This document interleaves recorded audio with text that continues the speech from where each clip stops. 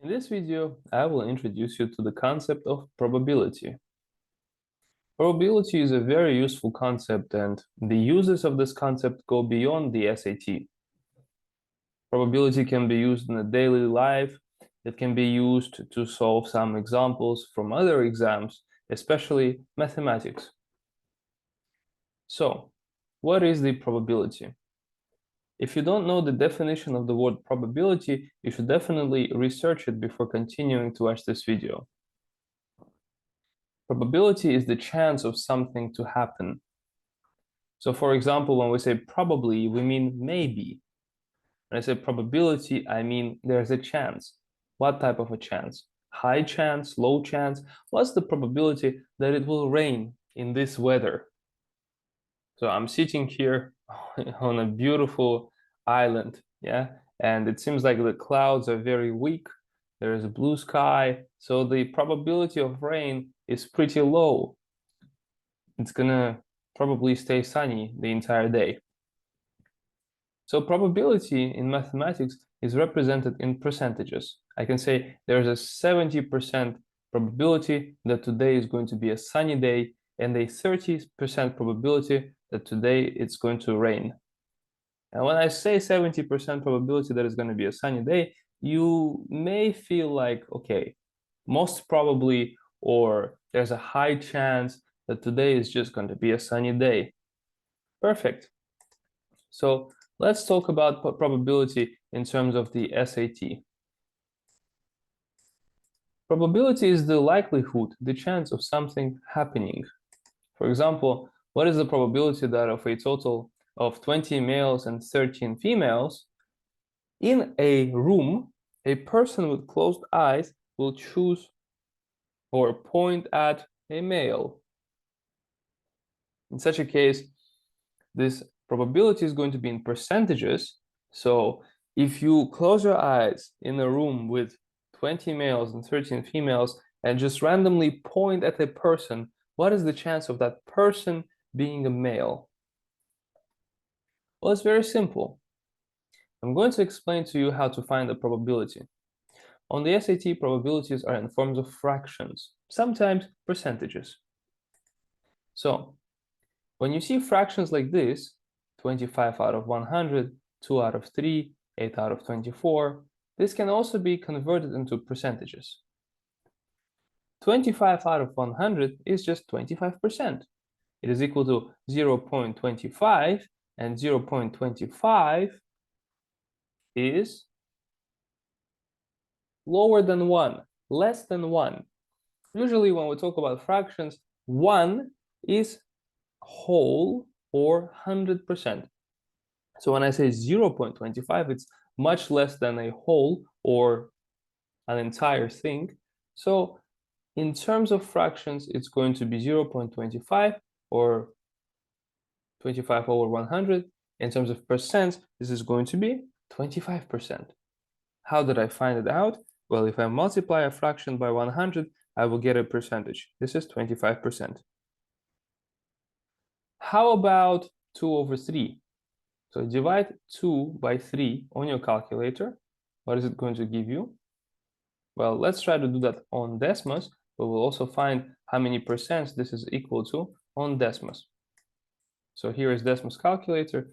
2 over 3 is 0.6667 multiplied by 100, and that gives you 66.67%. So this is 0.667 or 60, let's say 66.7%, something like that, okay? How did I know? I just multiplied it by 100. If you multiply a decimal, a fraction by 100, you will be able to simplify it and get percent. And 8 over 24. Well, this can be simplified. I can divide this by 8 and this by 8. This will give me 1 over 3. And what is 1 over 3? It is 0.333 or 33%. So now that you know how to convert from decimals or fractions to percent, you can just multiply by 100. Let's go back to the topic of probability. On the SAT, probabilities, as I said, are in form of fractions. And in order to find the fraction of probability, you need to divide what you are interested in by the total number. Let's go back to the question that we were trying to solve. What's the probability that of a total of 20 males and 13 females in a room, a person will close his eyes and choose a male? Well, what are we interested in? In the probability of picking a male. So it's 20. There are 20 males. And what is the total? The total number of people or outcomes, possible outcomes. So I could pick a male, I could pick a female with my closed eyes. So the total number is 33 because there are 33 people. So in this case, the chance of you choosing a male out of 20 males and 13 females in one room with your closed eyes is 20 over 33. This number does not make sense. So let's try to convert it into a decimal. 20 over 33 is 0.606. And let's multiply it by 100. It will make even more sense. If I multiply it by 100, I will go to percentages form. So this is 60.6%. There's a 60% chance, or approximately 61% chance, that in a room of 20 males and 13 females, if you close your eyes and pick at a person, that person is going to turn out a male. That is 60.6%. It's quite possible. So probability can be expressed in terms of fractions, decimals, and percentages. All of that is quite possible. Now, it's very important for you to remember one tip. On the SAT, you will have to find the correct fraction. So always underline what is asked. And on the SAT, in long probability questions, what they want is always explained at the end, in the last sentence. All right? So the last sentence is going to be quite important while dealing with questions, but we're going to come to that a little bit later. Now let's take a look at another very important fact. Probabilities are usually also determined from tables of possible outcomes. All right? So for example, here I only have two possible outcomes. There could be 20 males and 13 females, and in total there are 33 people. I don't construct a table for this because there's not enough information. In fact, that's not a lot of information. But when you have a lot of information, you need to organize everything in a table. And on the SAT, you will get a lot of information in probability questions, and the information is going to be organized in tables like this. So what you're going to have in the tables is you're going to have different groups and different types of people or things. At the bottom, you are going to have the summation of the people or things in a certain group. For example, group 1 has 2 things from the type 1 and 10 things from the type 2. So in total, in group 1, there are 12 things. All right. In group 2, there are 3 things from type 1 and 12 things from type 2. But in total, in group 2, there are 15 people. Also, in such tables, the types are also going to be summed. So type 1 in total has 5 things, and type 2, well, there are 22 things in type 2. And in total, all of the items summed are 27. There are 27 total things, whatever it is. Let's take an example here. Let's see what happens when we actually name those types and groups. So let's talk about groups. Group number 1 is males, group number 2 is females. Type of males is that go to school and that study online, and also type of females is that go to school and that study online. So we have here 4 categories of people. Males that go to school, males that study online, females that go to school, and females that study online. In total, there are 12 males. In total, there are 15 females. In total, there are 5 types of students that go to school. And in total, there are 5 students that study online. And overall, if you sum everything up, there are 27 students, females and males, that go to school and that study online. So such tables are quite common. You will see them very often on the SAT, and you just need to know how they're generated. So stop for a second and try to analyze this table and observe it. So let's practice a little bit. I'm going to ask you about probability from this table. So let's move it on the side here. And let's think about what is the chance out of all students that you will pick a male that goes to school. So in total, there are 27 students. So I said, what is the chance out of all students? And that means you will be dealing with the total number of students here, 27. What's the chance that you will pick a male that goes to school? How many males are there that go to school? Only 2. So the probability of picking a male that goes to school out of the entire group of students here is 2 out of 27. In terms of percentages, you can just divide everything and multiply by 100, and you will get 7.4%. 7.4%. So if you had 27 students like these, males, females that go to school, that study online, and if you close your eyes and pointed at a student, what would be the chance that that student goes to school and it's a male? Well, the chance is 7.4%, not very high. All right, let's do another exercise. What about out of all the males, what is the chance that you're going to pick a male that studies online? I did not say out of all the students. I said out of all the males. How many males are there? 12. So our total is 12. And what am I interested in? I'm interested in picking a male that studies online. So that's 10. So the probability of picking a male that studies online out of all males is 10 out of 12. That's a pretty high probability because if you divide and multiply by 100, you will get 83%. So there's an 83% chance that out of all the males in this category, there are going to be males that study online. It's 80%, 83% chance, okay? That means 83% of the males that go to this, I don't know, school or whatever it is, 83% of them study online. Perfect. So probability can be expressed in terms of percentages, and it's very important to know which total you're talking about.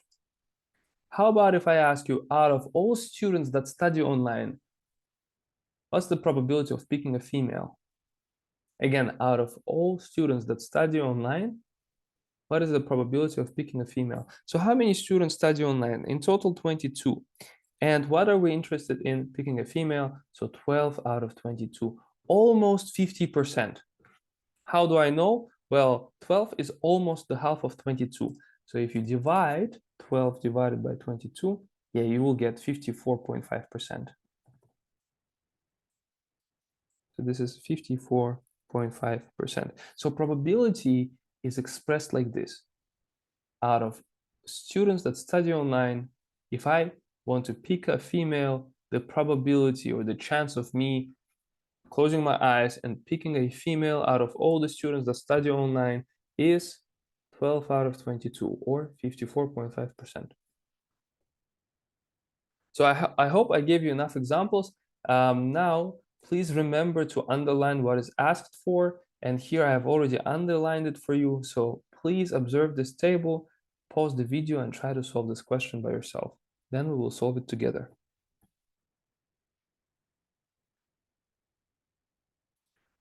All right, so let's do it together. Let's take a look at this table. First, we need to observe it. Okay, so what we have here is surgeon. A surgeon is a doctor that conducts surgeries. So there are 2 types of surgeons, general surgeons and orthopedic surgeons. And these surgeons do different activities. One of them is doing teaching, or I don't know, some of them do teaching or teach. The others do research. So we can see that there is group 1, teaching surgeons, group 2, research surgeons, type 1, general surgeons, and type 2, orthopedic surgeons. So there are teaching general surgeons.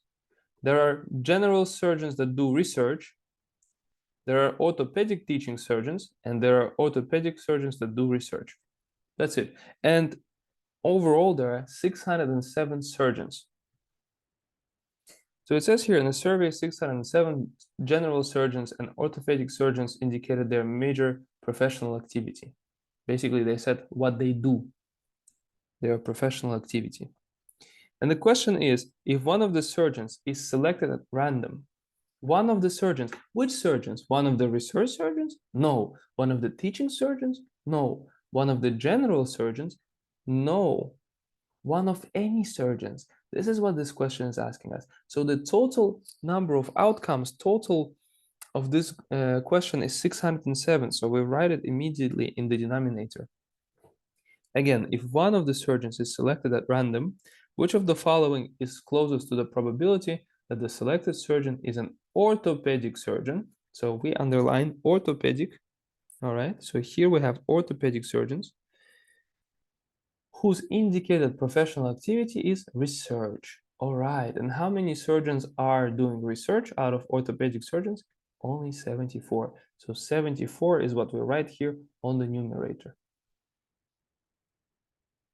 Out of all these surgeons, the chance that you are going to pick an orthopedic surgeon that does research is 74 out of 607. And if you want to find what it is in terms of decimal, it's going to give you 0.1219. So basically you can run this to 0.122. All right. In terms of percentages, it's 12.2%, but we have answers in terms of decimals, so A is the correct answer.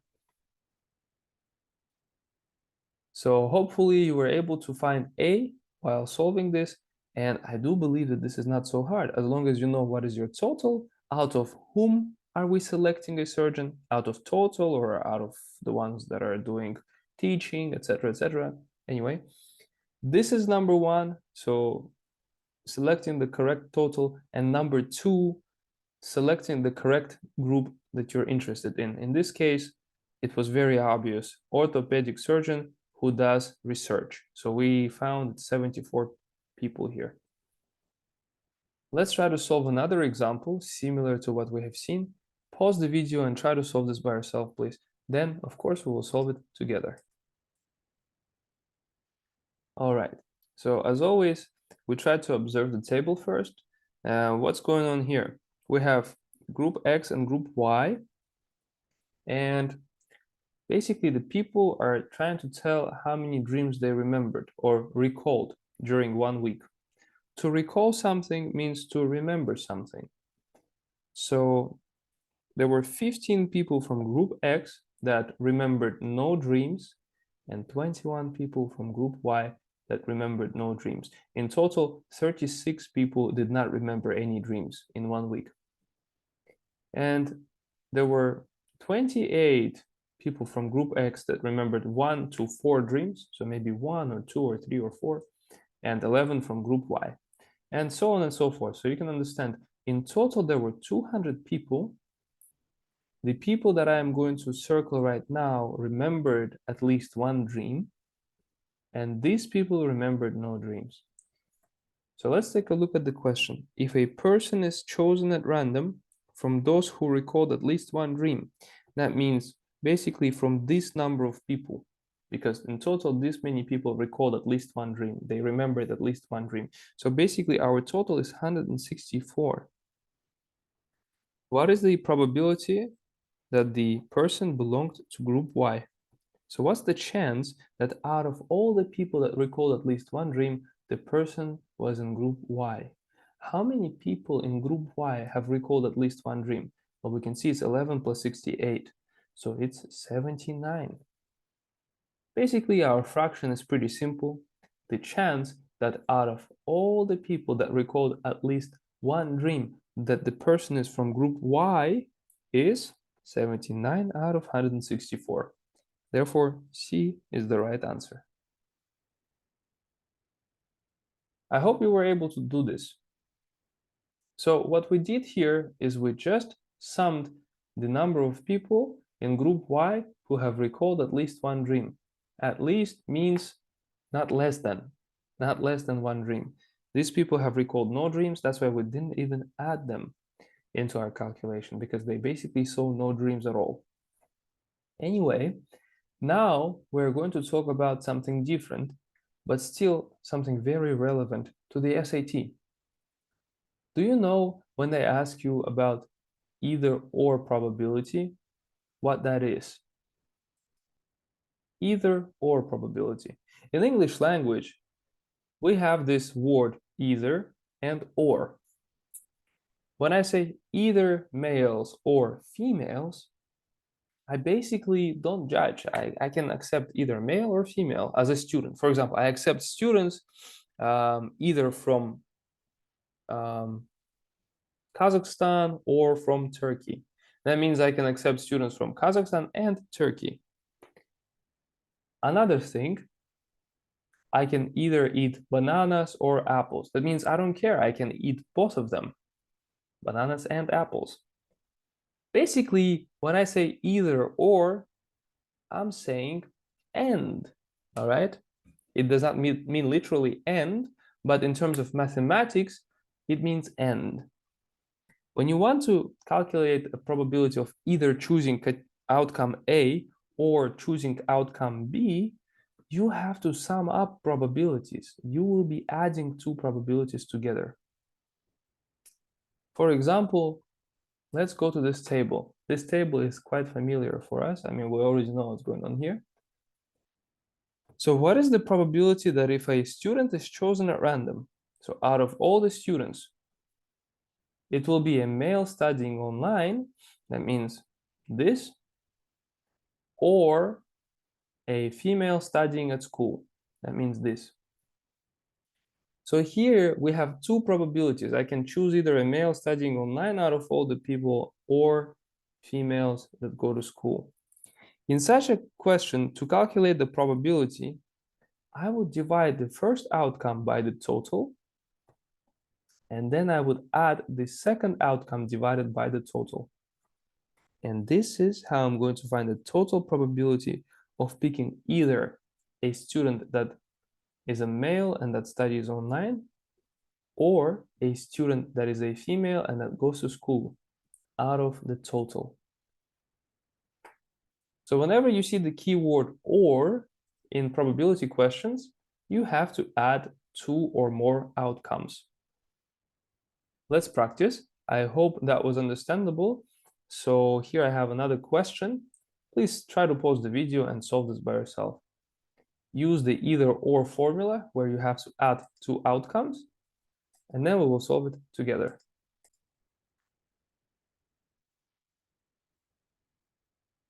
If the contest winner will be selected at random, what is the probability that the winner will be either a female under age 40 or male 40 years or older? So females under age 40. How many are there? There are 8 females under the age of 40. How many how many males are there 40 or older? It's 2. And what is our total? Well, it says if the contest winner will be selected at random. They don't specify if a female is going to be selected at random or if a male is going to be selected at random. Just any context winner. How many context winners do we have? Well, in total, we have 25. So 25 is the total in both cases. And we have female under the age of 40, 8, and male 40 years or older. That is 2. So in total, this is equal to 10 over 25. So the correct answer is B. If you were able to find B, you solved it correctly. And this is done because they use the word either or. So either or probability is when you add two outcomes and divide them by the total. I hope this was understandable. So now let's try to solve some more examples from the SAT. Let's practice. Seeing as many examples as possible is always useful because then we can get ready for the real situation, for the real test. So question 1, please pause the video and try to solve this by yourself.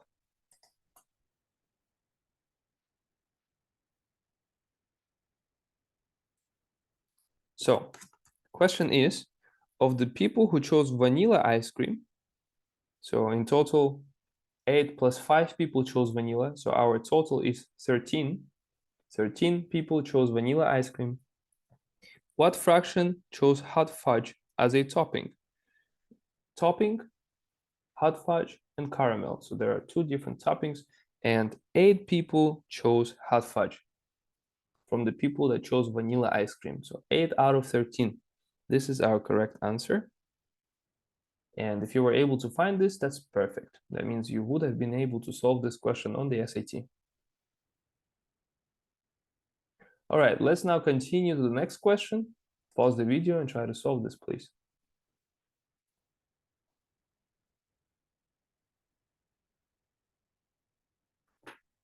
So the question is, what proportion of adults who received a sugar pill reported contracting a cold?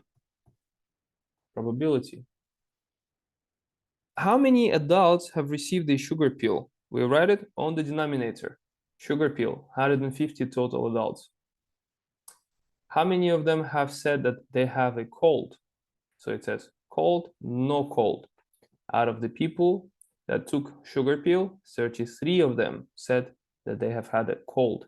Now everything is divisible by 3, so the top and the bottom are divided by 3, and we get 11 over 50. So B is our correct answer. No need to read the entire scenario because on the SAT, we do not want to waste time. If you want, you can read it, of course, it's up to you, but you already know that the question is the last sentence. Everything you need in order to solve this is just to observe the table, understand what's going on, and then read the last sentence. So try to do it here. Try to only read the last sentence and then try to solve this example by yourself.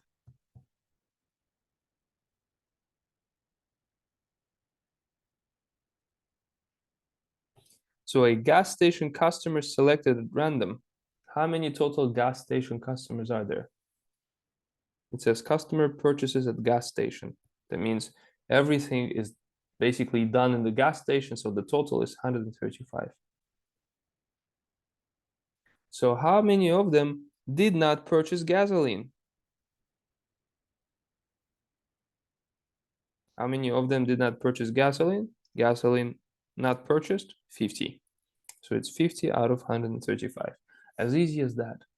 Probability questions are super easy. If you just wanted to be sure if you're doing the right thing, even though you already know this topic, then I hope now you can be sure that you're doing the right thing. But if you didn't know this at all, then I hope you learned it in this video. So now you know how to express probability in terms of fractions, decimals, or percents. And in the next section, we will talk about percentages. So it's a very important section. So please finish the practice problems on the website related to probability and then jump into the next section, which is percentages.